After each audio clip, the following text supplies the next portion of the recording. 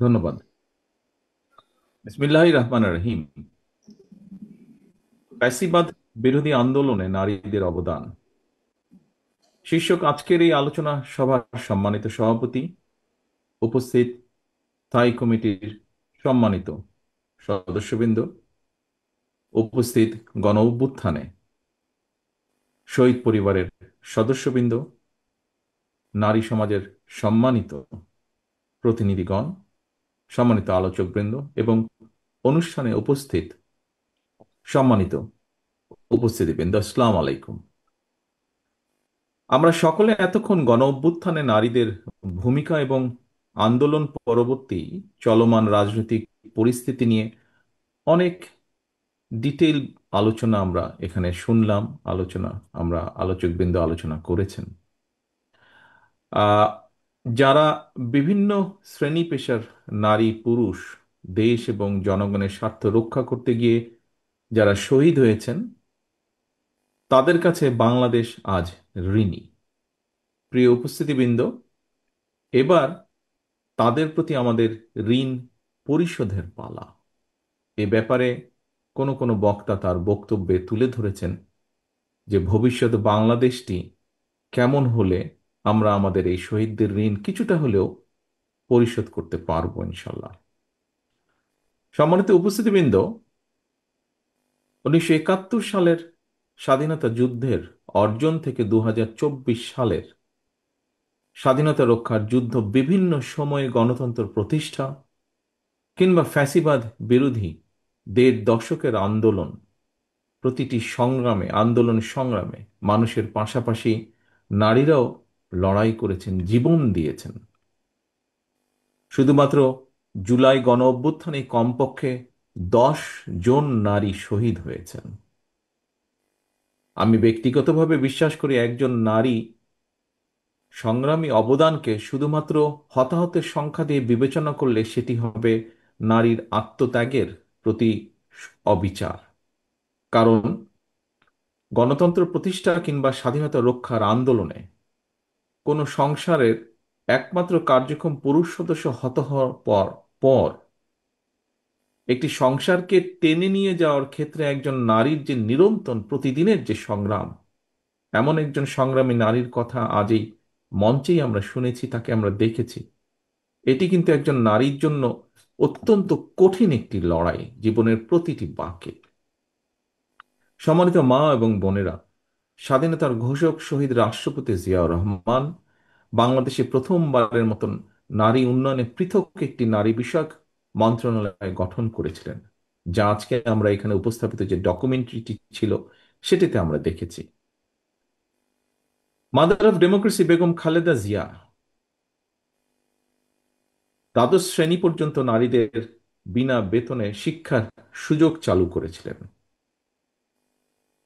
BNP বিশ্বাস করে দেশের অর্ধেক সংখ্যক নারীকে রাষ্ট্র এবং রাজনীতির মূল ধারার বাইরে রেখে কখনোই আমরা নিরাপদ বাংলাদেশ গঠন করতে পারবো না, নিরাপদ বাংলাদেশ গঠন করা সম্ভব নয়। নারী শক্তিকে কর্ম পরিকল্পনার বাইরে রেখে কখনোই কোনো রাষ্ট্রই, শুধু বাংলাদেশ নয়, কোনো রাষ্ট্রই এগিয়ে যেতে পারে না। এবং সে কারণেই নারী শক্তিকে প্রাধান্য দিয়ে দেশের অর্ধেক সংখ্যক নারীদের নিরাপত্তা নিশ্চিত, তাদের আশা আকাঙ্ক্ষাকে ধারণ করে বিএনপি আগামী দিনের সকল কর্মপরিকল্পনাগুলোকে সাজিয়েছে বা গ্রহণ করছে। প্রিয় উপস্থিতিবৃন্দ, গ্লোবালাইজেশন গ্লোবালাইজেশনের এই সময় শুধু বাংলাদেশের ভূখণ্ডেই নয়, বিশ্বের সব দেশেই নারীদের জন্য শিক্ষা, চাকরি, ব্যবসা সহ সকল সম্ভাবনার দ্বার কিন্তু উন্মুক্ত। শুধু নারী পুরুষ ভেদাভেদ না করে সবাইকে শিক্ষা দীক্ষায় কমপক্ষে কর্মদক্ষ করে গড়ে তোলা প্রয়োজন অত্যন্ত ভাবে, যদি আমরা দেশকে সামনের দিকে এগিয়ে নিয়ে যেতে চাই। ব্যক্তিগতভাবে আমি মনে করি, বিশেষ করে নারীদেরকে শিক্ষা দানে এবং অর্থনৈতিকভাবে স্বাবলম্বী যদি করা যায়, স্বাবলম্বী করা গেলে নারীর প্রতি বৈষম্য লোপের পাশাপাশি অর্থনৈতিক টানাপোড়েনকে কেন্দ্র করে পারিবারিক সহিংসতাও রোধ করবে বা রোধ করার ক্ষেত্রে ভূমিকা রাখবে। এবং সে কারণেই, সেই লক্ষ্যেই আমাদের স্লোগান, ক্ষমতায়িত নারী শক্তি, পরিবারের মুক্তি।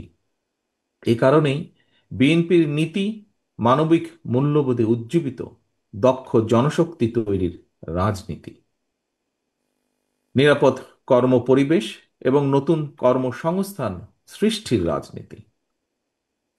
সম্মানিত মা বোনেরা, যদি তুলনামূলক বিচারে দেশে নারী প্রধান পরিবারের সংখ্যা বাড়ছে, তবে দেশের অর্ধেক নারীর মধ্যে অর্থনৈতিক স্বাবলম্বিতার বিচারে নারীরা কিন্তু এখনো অনেক পিছিয়ে আছে বাংলাদেশের প্রেক্ষাপটে। নারীদের অর্থনৈতিক স্বাবলম্বিতা অর্জনের জন্য বিএনপি ইতিমধ্যেই সুনির্দিষ্ট বেশ কিছু পরিকল্পনা গ্রহণ করেছে। বাংলাদেশে আমরা যদি একটু খেয়াল করে দেখি, আপনাদের নিশ্চয়ই অনেকেরই ধারণা আছে, বাংলাদেশে পরিবার হিসাবে যদি আমরা চিন্তা করি, তাহলে পরিবারের সংখ্যা প্রায় 4 কোটি। এর মধ্যে অর্থনৈতিকভাবে পিছিয়ে থাকা পরিবারগুলোর মধ্যে থেকে আমরা যেটা পরিকল্পনা করছি, যেটি আমরা প্ল্যান করছি সামনের দিনগুলোতে আমরা দের সুযোগ আসলে ইমপ্লিমেন্ট করা, যে প্রথম পর্যায়ে পরিবারগুলো যে আছে, এ থেকে প্রথম পর্যায়ে কমপক্ষে 50 লক্ষ প্রান্তিক পর্যায়ের যে পরিবার, তাদের কাছে আমরা ফ্যামিলি কার্ড চালুর পরিকল্পনা আমাদের রয়েছে। ইনশাল্লাহ আসন্ন নির্বাচনে বিএনপি জনগণের রায় রাষ্ট্র পরিচালনার সুযোগ পেলে পরিবারের নারী প্রধানের নামে কিন্তু আমরা এই ফ্যামিলি কার্ডটি আমরা ইস্যু করব। এর লক্ষ্য বা কি, উদ্দেশ্য কি হতে পারে, খুব সংক্ষেপে আমি আপনাদের সামনে 2 লাইনের মধ্যে বলার চেষ্টা করব। সেটি হচ্ছে, প্রান্তিক পরিবারগুলোকে প্রতি মাসে রাষ্ট্রীয়ভাবে আর্থিক অথবা প্রয়োজনীয় খাদ্য সহায়তা প্রদান করা হবে। আমরা আশা করছি এই ধরনের উদ্যোগে পরিবার এবং সমাজে একদিকে নারীর অর্থনৈতিক ক্ষমতায়ন ঘটবে, অপরদিকে পরিবারগুলোর সামনে ধীরে ধীরে স্বাবলম্বী হয়ে ওঠার সুযোগও তৈরি হবে। প্রিয় মা ও বোনেরা, বিগত 1.5 দশকেরও বেশি সময় ধরে ফ্যাসিবাদ বিরোধী আন্দোলনের সময় অনেক মা তার প্রিয় সন্তান হারিয়েছেন। আমার মাও তার এক সন্তানকে হারিয়েছেন আপনাদেরই মতন। বহু স্ত্রী তার প্রিয়তম স্বামীকে হারিয়েছেন, বোন তার ভাইকে হারিয়েছেন। অনেক মা বোন নির্যাতিত নিপীড়িত হয়েছেন। অনেক পরিবারের পারিবারিক বন্ধন ছিন্ন বিচ্ছিন্ন হয়ে গিয়েছে। হাজারো শহীদ আর স্বজন হারানোর অসংখ্য মা বোনের আর্তনাদে শেষ পর্যন্ত ফ্যাসিবাদ অবসানের পর আমাদের সবার সামনে শিশু, নারী, পুরুষ, ধর্ম, বর্ণ নির্বিশেষে একটি মানবিক বাংলাদেশ গঠনের সুযোগ সামনে এসেছে, যা আজ এই মঞ্চেও বিভিন্ন বক্তা তুলে ধরেছেন। প্রিয় উপস্থিতিবৃন্দ, সম্মানিত মা বোনেরা, নারী সমাজের সম্মানিত সদস্যবৃন্দ, এই যে যেই সুযোগটি এসছে আমাদের সামনে, এই সুযোগকে কাজে লাগিয়ে শহীদদের কাঙ্ক্ষিত বাংলাদেশ গঠনের জন্য আমি দৃঢ়ভাবে বিশ্বাস করি আগামী দিন নারীদের ভূমিকা অত্যন্ত গুরুত্বপূর্ণ। আরেকটি দাবি এসেছে, সেই দাবির সাথে আমি একমত, যে কথাটি আমি আপনাদের সামনে তুলে ধরব বলে নিজেই ঠিক করে রেখেছিলাম। একজন মায়ের চোখে যেমন বাংলাদেশ হওয়া দরকার, তেমন একটি বাংলাদেশ প্রতিষ্ঠা করতে চাইলে, সম্মানিত উপস্থিতিবৃন্দ, আগামী জাতীয় নির্বাচন দেশের প্রতিটি নাগরিকের জন্য অত্যন্ত গুরুত্বপূর্ণ। দেশে যাতে আর কোনোভাবেই আর কোনোদিন ফ্যাসিবাদ, উগ্রবাদ, চরমপন্থা মাথা চাড়া দিয়ে উঠতে না পারে, এই ব্যাপারে বিশেষ করে নারী সমাজকে অত্যন্ত সতর্ক এবং সজাগ থাকতে হবে। এবং সতর্ক এবং সজাগ থাকার জন্য আমি সমগ্র বাংলাদেশের মা বোনদেরকে আহ্বান জানাই। আমি দেশের গণতান্ত্রিক আমি জনগণকে আবারও আহ্বান জানিয়ে বলতে চাই, নারী, পুরুষ, শিশু, ধর্ম, বর্ণ নির্বিশেষে সবার জন্য শহীদদের কাঙ্ক্ষিত একটি ইনসাফ ভিত্তিক গণতান্ত্রিক নিরাপদ বাংলাদেশ প্রতিষ্ঠার মাধ্যমে শহীদদের আত্মত্যাগের প্রতি সম্মান জানানোর জন্য আমরা ঐক্যবদ্ধ থাকি।